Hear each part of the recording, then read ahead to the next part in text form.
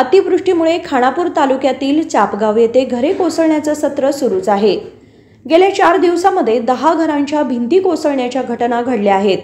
यामध्ये मशनू सुतार, परशुराम जुवाई, निलव्वा अंगडी आणि नागो कुराडे यांच्या घरांचं मोठं नुकसान झालं असून त्यांचे संसार उघड्यावर पडलेत।